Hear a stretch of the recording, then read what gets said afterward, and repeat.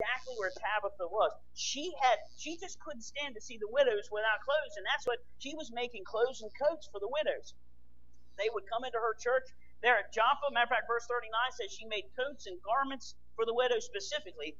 She would see them come into her church, and she would see them without clothing, and it would just be more than what she could bear. She just had a compassion to serve God and people in that way. Her talent, I believe, wasn't singing. Her talent wasn't teaching or preaching. Her talent was sewing and being able to put together coats, and she used her talent to glorify God. She used her talent to help those around her. Remember, Jesus says, "If you've done unto the least of these, you've done it unto me." And it was her compassion. And I think the lesson here is, if you want to find God's will in your life, look for your passion and your talent, and them two will go hand in hand, and that'll be God's calling on your life.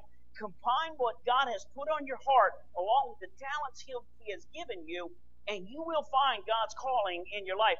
Tabitha had a compassion for the hurting, and it showed in her life. She evidently had a talent for sewing, and she mixed that together, and she found God's calling in her life, and she developed a ministry in that church there at Joppa. I think that, I love that. I love the fact that she took her passion, she took her talent, and she developed it into a ministry. What is your talents? Where is your heart at? And you find those two, and you plug that into the local church. Don't try to conform to what somebody else is doing or what somebody else think you ought to do. Dig inside your heart. What has God called you to do? Where is your passion at? And then look at the talents that God's given you and put them together. Jump into your local church and plug that in. Plug that in. I'll use my testimony as an example. I remember when I first got saved, okay, God, what do you want me to do? And it began a soul search for me. And I remember being at the church we was at before, and I was looking around. I noticed the teenagers hanging around, and they had a youth pastor there at the time. And I just kind of felt bad for them. They had nothing to do. They were just kind of lollygagging around the church and in the hallways. And I just kind of got a compassion for the teens to want to give them a ministry. And that's where it kind of started.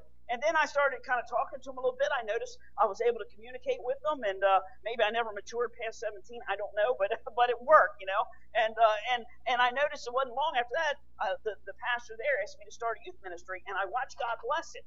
And but what I did, I took what God had put on my heart as a compassion and the talents that He gave me, and I developed a ministry in the church. And we seen the youth ministry grow to near 45 kids there at that church, and God just blessed it. Did the same thing when we came here.